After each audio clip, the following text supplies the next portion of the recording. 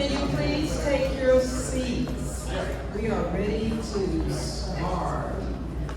Y'all should see how beautiful you look from up here.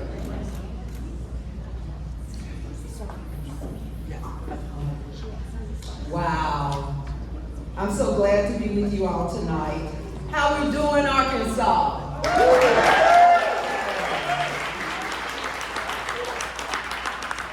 That sounded so good. Let's do it one more time.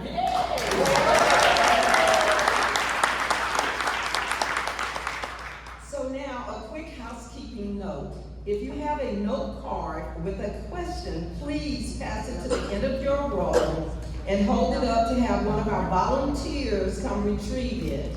We're ready for that now, and yay for the volunteers.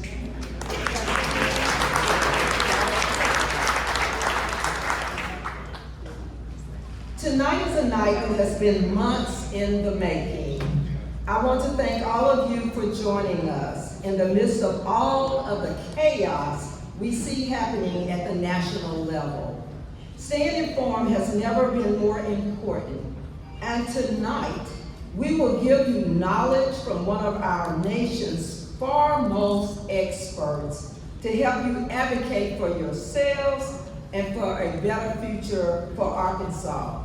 We are so privileged that my friend, Governor Martin O'Malley, is here with us tonight.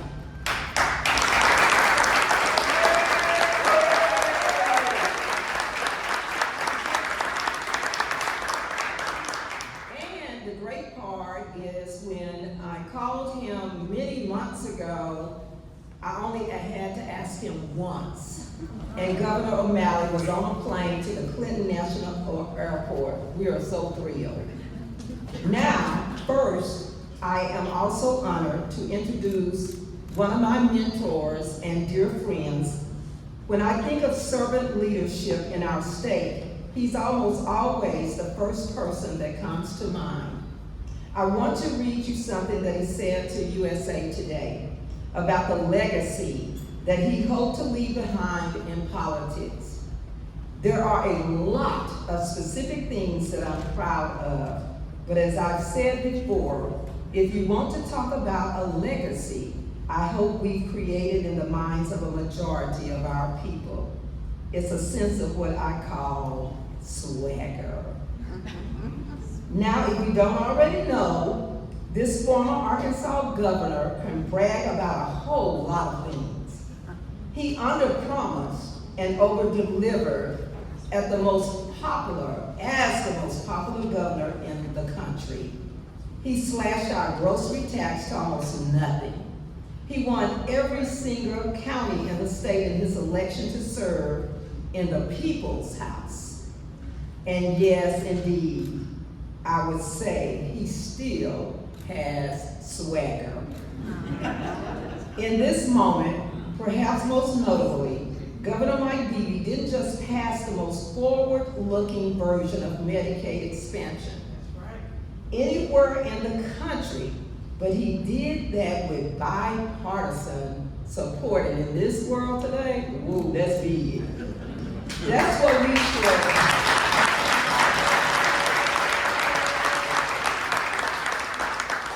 That's what we should be able to expect from the folks who are our elected leaders. He's a true Arkansas legend that ensured Arkansans would have access to health care, high-quality public schools, and so many reasons to feel proud to be from the natural state. It is my honor to introduce someone who showed the state and the nation what Democrats can deliver. when trusted to lead Arkansas. Give it up for none other than Governor Mike Beebe.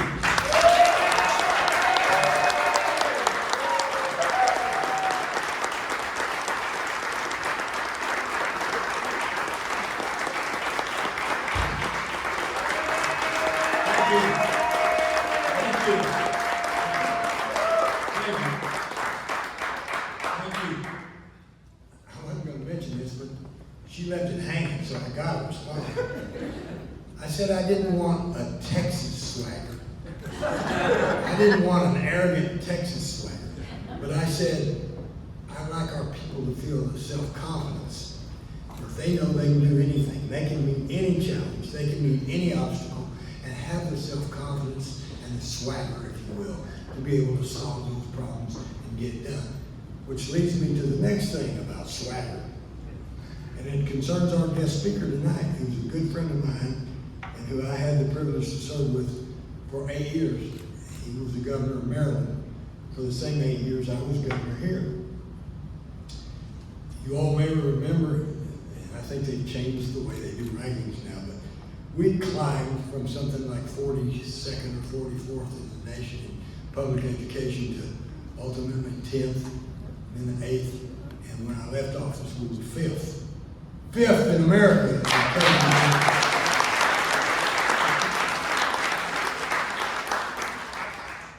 So along that swagger thing, I said, I was telling our people to have some self-confidence. I said, I don't want to ever hear, thank God for Mississippi again. I don't want to hear that. I want you to say, I'm mad. That wasn't the word I used, but I'm mad at Maryland because they're first in education and we're just 5th. We got to get to Maryland's position. And Maryland was first under Martin O'Malley, who subsequently became head of Social Security and who is the resident expert and can tell you in chapter and verse what it really means. I'm not going to give his speech. I couldn't give it anyway. He knows it a hell of a lot better than I do and can do it a lot better. But what I can tell you is he's the kind of person that this country needs as a leader. Now, he's not running for anything, so I'm not trying to get him elected. But I'm telling you, he is the kind of person that we really need to cling to. And for him to come talk to us, for him to volunteer to come down here and make this presentation tells you that he cares a lot about all our people, but he cares a lot about Arkansans as well. So, if he ever gets tired of all that blue crab and cotton up there in Maryland, we got some catfish down here. We fed catfish for lunch today, sir. And isn't Marcus doing a good job as well?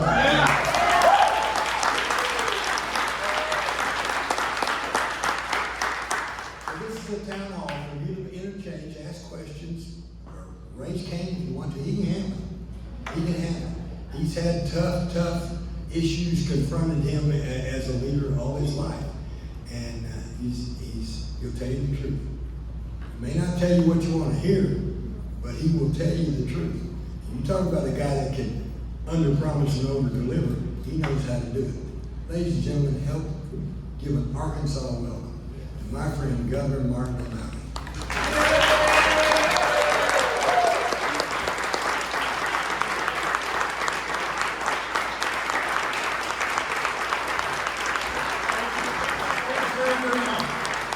Let's give it up again for Mike Beebe.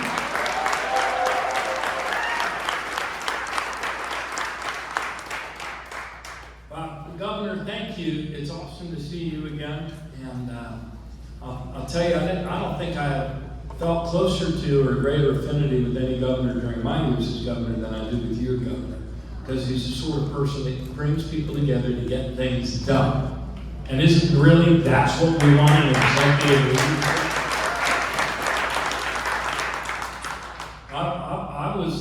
I was fortunate to come in and with an education system. I think when I started it was ranked 8th, but to watch Arkansas under Governor Beebe's leadership just get better and better and better. If you believe you can, or you believe you can't, you're probably right. And it's infectious, isn't it? When you have a leader like Mike Beebe who tells people, actually we can. We can and we're going to. So I had the honor to lead a group of women and men at your Social Security Administration. I was minding my own business in the international food aisle of my local giant grocery store on York Road on Valentine's night, picking up dinner for my honey when the phone rang, and it was the White House. And it was near Tampa. And she said, "How are you doing?" I said, "I'm good, Nira. Why are you calling me?" I thought it was for a reference or something. And she said, "Well, what's the biggest agency with the greatest amount of contact with the American people, day in and day out after the post office and the IRS?" I said, "Social Security." She said, "Yes." And because of reductions by House Republicans, its staffing had been reduced to a 10-year low, even as baby boomers, people of my generation, Beebe's a lot younger than me, but people of my generation, were swelling their ranks to an all-time high. And every major service delivery metric for that agency was going in the wrong direction. And she said, full disclosure, through no fault of their own, the good people working hard there, but in terms of customer service, it's a fully engulfed dumpster fire. But the president knows how you love dumpster fires. And I said, yeah, I'm totally into it. I'll do it. And I knew the people that work there have hearts of gold. I mean, they wouldn't be doing that work if they didn't believe in what the mission of the agency. So look, I want to thank Janie Cotton. She's the sort of woman you do not say no to. So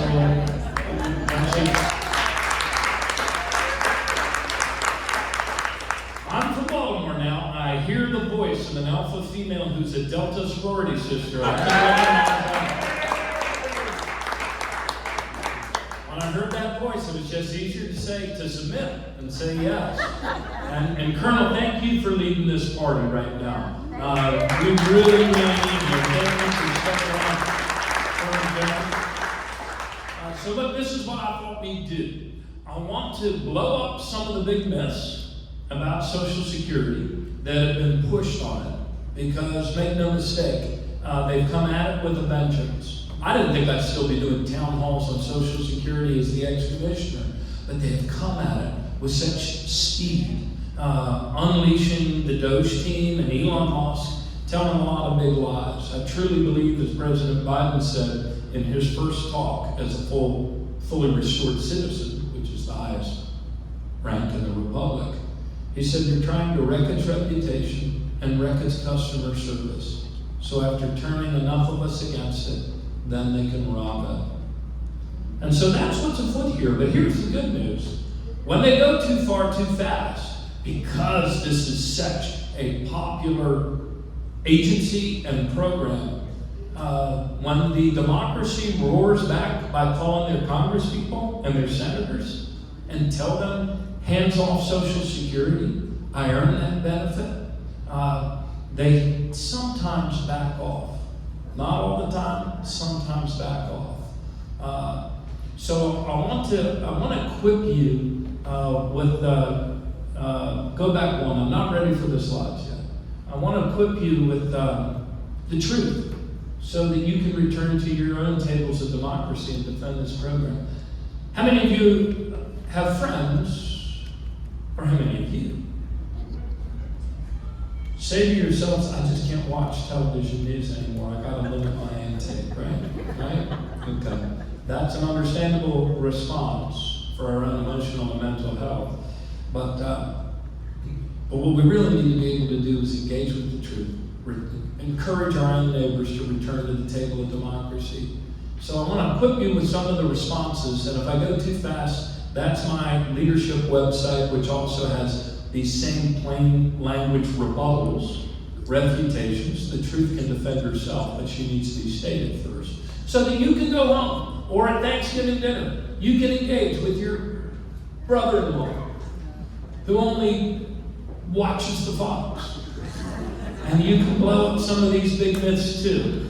And then I want to show you a few slides in rapid succession about to blow up another myth. They want to tell you it's always been going bankrupt, it's always been going in the wrong direction. Not true.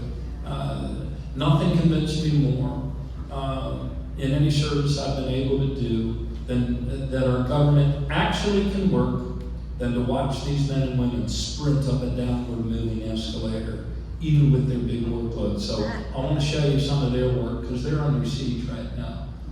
The abuse they've taken has been really bad.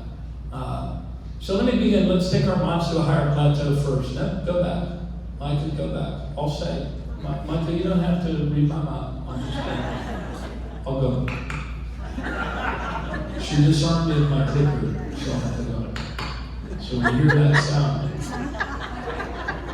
Some of you might have read this. Elon Musk, our former, what do we call him? Like former co-president. Elon Musk said in an article that was done quoting him from the Joe Rogan podcast, he said this. He said that he believes that empathy is the greatest weakness in the Western mind. He actually said that. And so it's not surprising that somebody with a philosophy like that would come with a chainsaw after this agency, trying to steal our personal data, which they've done, by the way.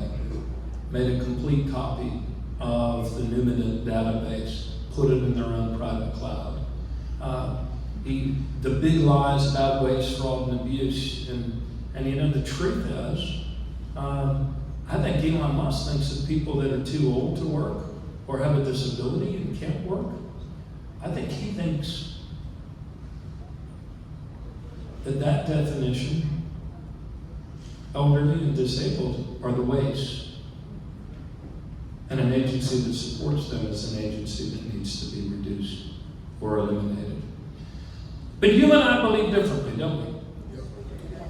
You see, you and I are part of a living, breathing, self-creating mystery called the United States of America. But the heart of that mystery is actually very real, and it's a very personal thing. It's the freedom to believe in and to act upon a powerful truth. The truth that we are one, that we're all in this together, that we need each other, and that we have to help each other if we are going to succeed. And so, as a free people, we choose to feed the hungry, to heal the sick, to take care of widows and orphans, those in the dawn of life and those in the dusk of life. Every soul. Because our greatness as a people isn't measured by the size of our armies or the amount of money we can lock in the bank. No. It's measured by the care and the compassion that we demonstrate for one another. And there is no act of care and compassion that has had a greater impact, uplifting people out of poverty in the history of our nation than Social Security. So let me show you the state of things when I walked into the agency. This graph, the blue lines on it, that's growing beneficiaries, people in active pay status. The beneficiaries, which they knew were coming ever since the baby boomers were born, that big demographic bubble, going up, up, up, up, up. And you see that red line? That red line is staffing at this agency that used to be able to operate with a high level of customer service for a very small fraction of benefits paid, had been reduced over 10 years down to a 50-year level of staffing with customers swelling to an all-time high. And you see that really precipitous dive in that red line? That's the Doge firings. They have forced out of your agency about 7,000 people in the shortest period of time that the agency's ever lost that many people. Knowledgeable, trained, skilled people that you invested in, by the way. You paid for it, just like you paid for your benefits.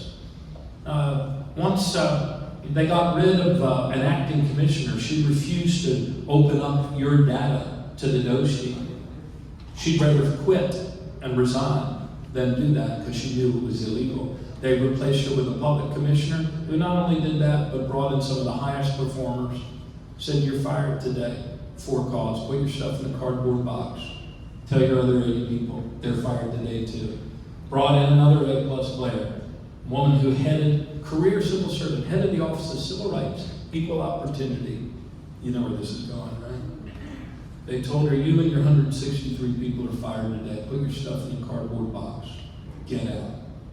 And after creating this spectacle of people weeping on their colleagues' shoulders with their kids' pictures in their boxes and their plans, then the next day they announced joyous news: "We will pay you if you will leave right now.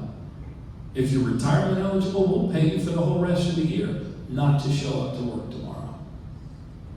And if you're not retirement eligible, we'll give you different cash benefits, payments to leave now. Don't let the door hit your backside on the way out." And so now, my friends, you see lines out the door at your field offices. You see interminable waits trying to navigate many of the things that used to be commonplace at Social Security, and there is no good reason for it. The long-term challenges at Social Security to pay 100% of benefits, and the crisis today when they lay off, fire, drive out of the agency 40% of the IT staff. These are solvable problems. Solvable problems. Next one. This is another representation of the staffing decline. There was a time when there were 14 people for every 10,000 beneficiaries. Now that's gone down to probably less than 7. But before we go further, let's blow up some big lies. The big lie that we heard right off the bat. You ready for this one? The zombie apocalypse. Have you heard this? It was said by Donald Trump and Elon Musk that there are 12 million people, dead people, receiving Social Security benefits. And Elon Musk said some of them are 150 years old. He said that on the Fox. The only agency the only outlet that courageous guy would go on, the Fox. Not to be outdone, Donald Trump said to Congress on TV, some of them are actually 300 years old. Which would have meant that they came here for the founding of Jamestown. My wife made me go to an ophthalmologist. And a lot of people were believing this. And as he was getting closer to my, had to lock your chin, and he was getting close to my eyeball. And he said, "So, Mayor, what have you been up to lately?" I said, "Well, I had the honor to lead Social Security and really good people." He said, "Boy, it must have been a mess with all of those millions and millions of dead people receiving benefits."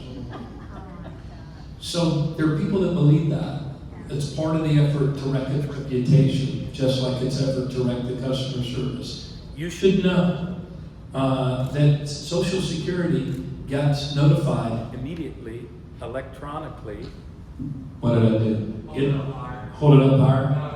Am I spitting into it? Okay.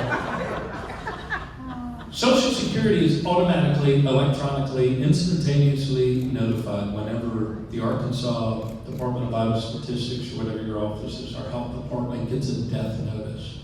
So that happens instantaneously.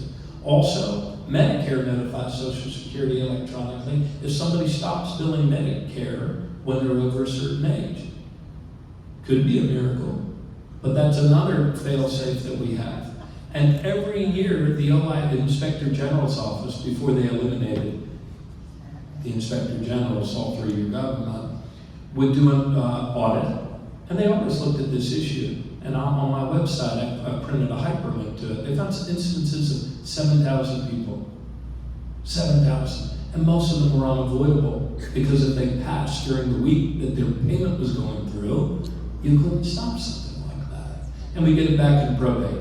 So, there is no zombie apocalypse. There are not 12 million cadaverous people with checks spewing out of their decaying pockets walking all over the planet. Doesn't happen. Doesn't happen. Second big myth: illegal immigrants are milking the system dry. If you lived in a swing state during the election, you would have seen big Joker postcards saying, "This woman, Kamala Harris, wants to let more illegals in to milk Social Security dry and drive it into bankruptcy. Totally untrue.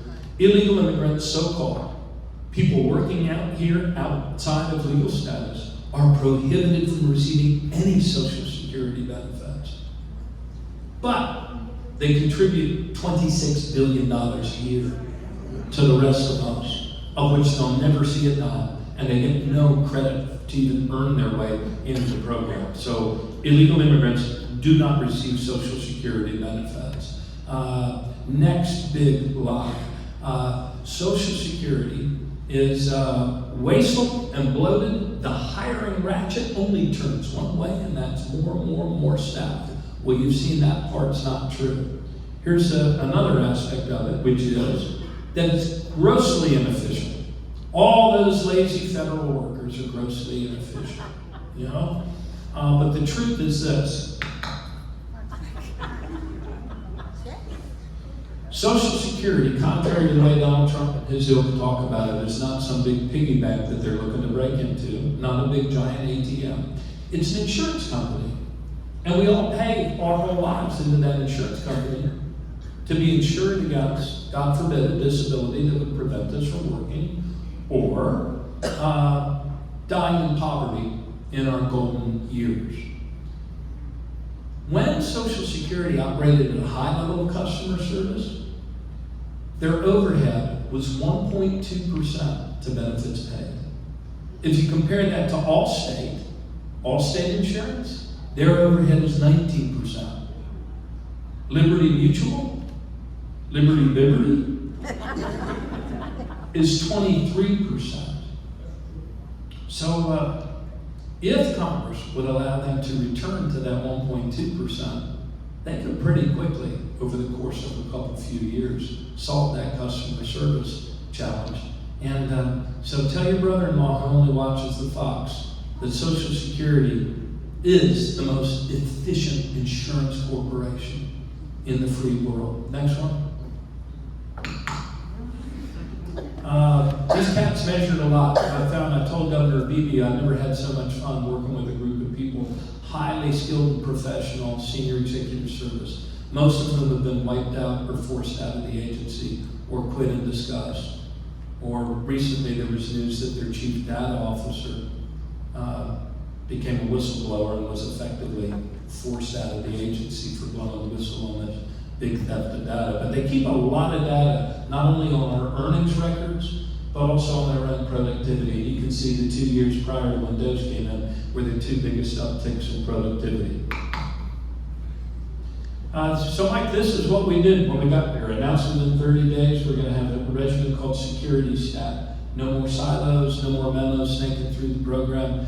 Every 2 weeks on a rotating cycle, we focused on our biggest problems, one of which was the 8 million people a month who called the 1-800 number and were placed on hold routinely for an hour and a half.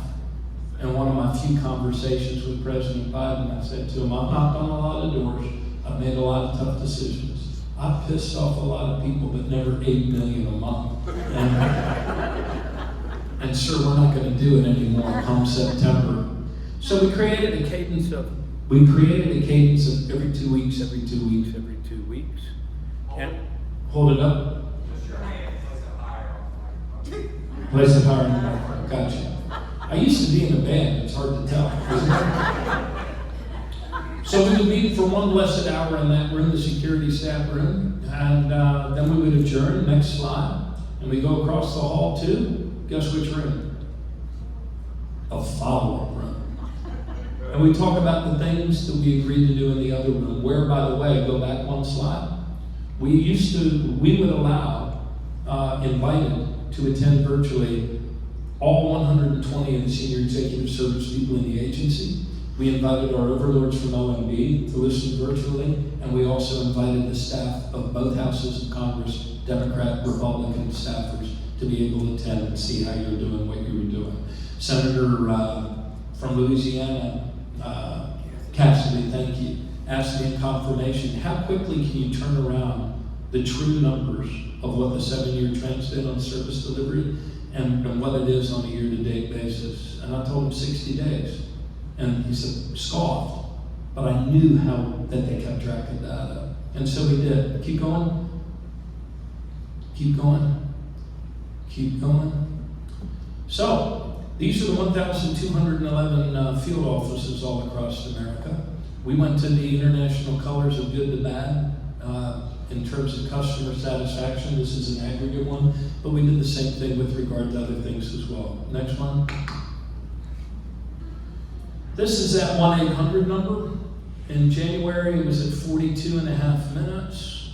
We got the speed to answer down to 12.8 minutes by October. This is beneficiaries. Our goal is to get people, once they apply for the retirement benefits, to get them into pay status within 2 weeks. They hadn't hit that in a long time, but they got there. Every 2 weeks, every 2 weeks, every 2 weeks. They got it up to 87%. Next one. And that's what happened when DOGE came out. Yes, ladies and gentlemen, that's an example of the graph moving in the wrong direction. It's hard now to get any decent numbers out of the agency. Sadly, it's become a bit like the hermit kingdom. They only tell you rosy stories. They took down the website altogether, and when it came back, they appear to have changed the definitions to so many things that it's hard to compare apples to oranges. And speaking of orange, if you were to listen to the president, he would tell you that it's never been better. But the question is this: if they're truly answering the phones faster than they ever have, why are so many people calling their congresspeople and their senators saying that they can't get through? If they're truly answering the 1-800 number sooner than they ever have, why did they rip 2,000 people out of the field offices and tell them they have to be a 1-800 number people? Next one. This is the initial disability determinations. Every state has a DDS. And you all had a great guy, Arthur, that led your So good that California contracted with Arkansas for Arkansas to take over their bench because our guy was better. Yeah, Arthur was very good. Call Yeah. him Frenchie. Frenchie? I didn't know that. Boutier. Boutier, yeah. I was hoping I'm up on Benjamin here. So it looks like a climate change map, not a climate change map. Social Security also runs the largest adjudicatory agency of any in the free world, 1,300 administrative law judges. But your first place you go for an initial disability determination is your own state office, supported by federal dollars, but with state employees that make that determination. Arkansas, as you can see, is doing better than most. Maryland, it took 358 days for your initial disability determination. And if you appeal, you go back to the same office for another 358 days. There are more people today who die waiting for their initial disability determination than ever before in the history of the program signed into law by Dwight Eisenhower. We can do better. Next one. And this backlog has been growing for about 10 years. We made a couple of key policy changes, and we also made a lot of process improvements. And you can see we started bending that backlog in a better direction by the end of my time. And to this day, the new guy and Donald Trump claim credit for what those men and women did there before they fired so many of them. Next one. That's the ALJ decision time. We drove that down from 405 to 277 day. Next one. And that's what that looks like on a map, the beginning of the year to the end of the year. So let me pause here a second. We're going to go to Q&A, but I want to address one other big fallacy before we do, and it's this. So many of us have seen so many times the clickbait of scary headlines that says Social Security to go bankrupt by 2033. This program is so important to people. For like 40%, 45% of people over 65, Social Security is the it, man. It's the difference between living under a bridge or living with dignity. And so when those headlines come across, the scarier they are, the more people read the advertising. But that's not true. What they're talking about in those articles, when you read a little more deeply, is the surplus that had been built up intentionally by Congress the last time they adjusted it in 83, excuse me, in order to cover what they knew would be the big demographic bulge of the baby boomers. So bear with me here. How many of you operate on a 75-year forecast in your financial life? I know. Social Security does. And the actuaries say where it's going to go in the next 75 years. And therefore, because the world is a dynamic and sometimes unpredictable place, Congress has to make an adjustment. That's what they did on the eve of the last time that surplus was about to be depleted. And they made the adjustment, and they need to do it again. This is the way Social Security actually works. Here's another big lie, in fact, as we go into this. You heard Elon Musk say again and again and again, and Donald Trump as well, that it's a Ponzi scheme. My fellow Americans here in Arkansas, there is no Ponzi scheme that ever lasted for 90 years. It's not a Ponzi scheme. It is a pay-as-you-go program, which, unlike the Department of Defense, always gets a sterling audit, whether it's by Ernst & Young or Grant Thornton or whoever.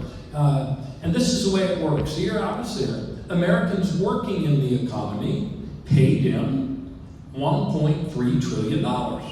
Social Security paid out to beneficiaries who had earned those benefits $1.4 trillion. So where did the difference, the $100 million, come from? It came from the Social Security Trust Fund surplus of $2.7 billion, which was built up intentionally by Congress since 1983 in order to cover that differential while us baby boomers were going through our retirement years. So it was 2.7 trillion, took out 100, now it's 2.6 trillion. I don't know what a trillion looks like. Never seen it except on paper. But so that's the way the program works. Now here is the part that is truthful. It is true that that surplus is being depleted faster than they thought in 1983. Why? Not because we're living longer, they got that right. Not because of the zombie apocalypse, not because out of control fraud. If you combine improper payments and fraud of Social Security, it's less than 0.3%. No, it's being depleted sooner than they thought in 1983 because of all of the changes to the tax code in the last 6 years of Ronald Reagan that exacerbated income inequality in this country like it had never been in years prior. So the forecast of earnings that would pay into Social Security did not hit the target. In other words, did you know, and most people don't know this, we only pay into Social Security for the first $170,000 of income. After that, Social Security doesn't apply to any of those dollars, which means as a practical matter that if you're a household that's making $170,000, you pay in $11,000 to Social Security. If you're a single cajillionaire who makes $170 million a year, you still only pay $11,000 into Social Security. It's unfair. It's not right. There's no cap like that on Medicare. And that's why there's bills year after year after year that says, hey, lift the cap after a certain amount of income. And that would allow us to make 100% of payments for many, many years into the future. Did I lose you on that? You got it. Yeah. So that's the fact, Jack.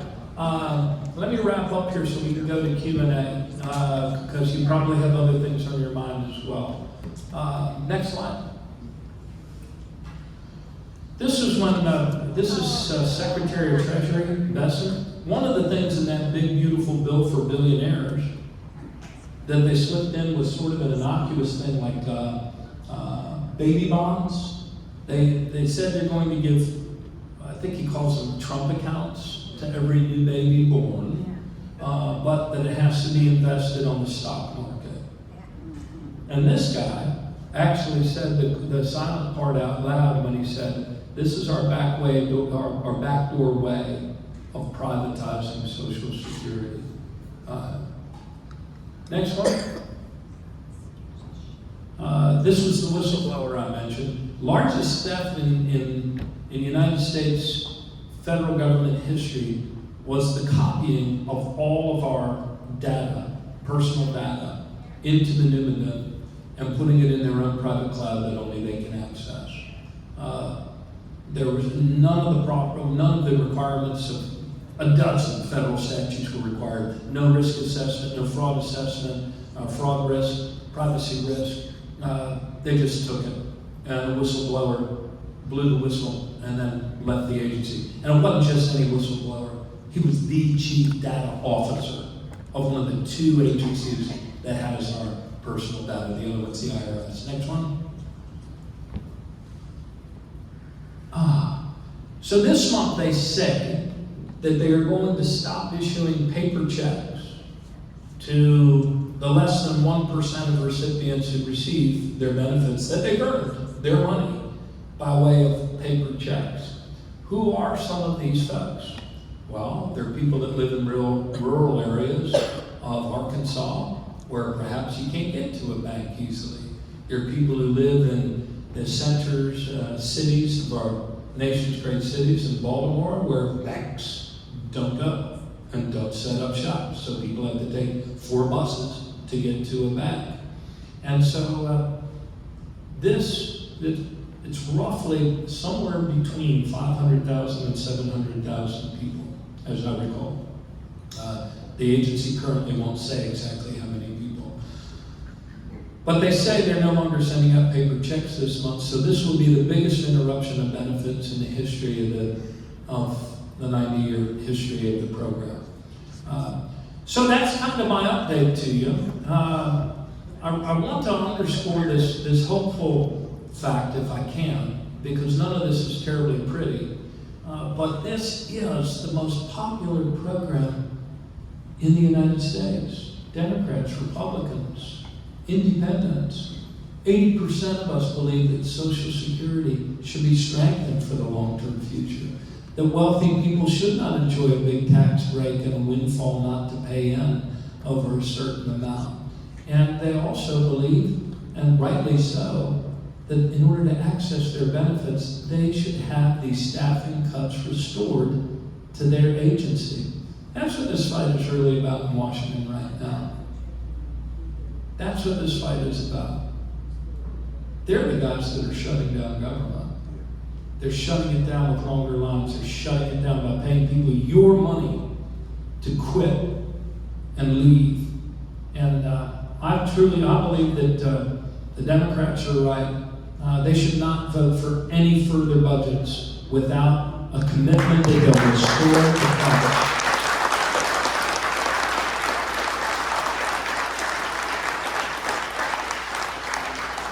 Restore the cuts to Medicare, restore the cuts to Medicaid and healthcare, restore the cuts to Social Security, or we're not voting for your further shutting down and whittling down and chainsawing of our government. So don't give up on calling your congresspeople, which brings especially this one, Steve Womack. On July 10th, you know, we used to think so many things are a third rail. Oh, they'll never touch Roe v. Wade. Oh, they'll never touch this. Or they'll never send American troops against their own citizens in cities. The other third rail was, oh, they'll never touch Social Security. On July 10th, 2024, in the House Appropriations Committee, every Republican member of House Appropriations, in a roll call vote, after a debate, they didn't give us the courtesy of the hearing. They hadn't given us an appropriations hearing in 10 years. But after a pretty heated debate, there was a roll call. And Steve Womack voted to cut Social Security by $452 million. And the date was July 10th, 2024. And if they haven't taken it down, you can even see the film of all of it, because they keep videos. So I'm encouraging people, don't give up. I told Governor Beatty, I feel like I'm a Paul Revere of Social Security. The good news is I think the democracy's woken up to it, but they love to make us all check out and feel like our voices don't matter. But don't give up. Call your congresspeople, call your senators, tell them you want their commitment that they will restore the cuts to Medicare, restore the cuts to health care, and restore Social Security. It's your benefit. You've earned it. So thank you all very, very much. Thank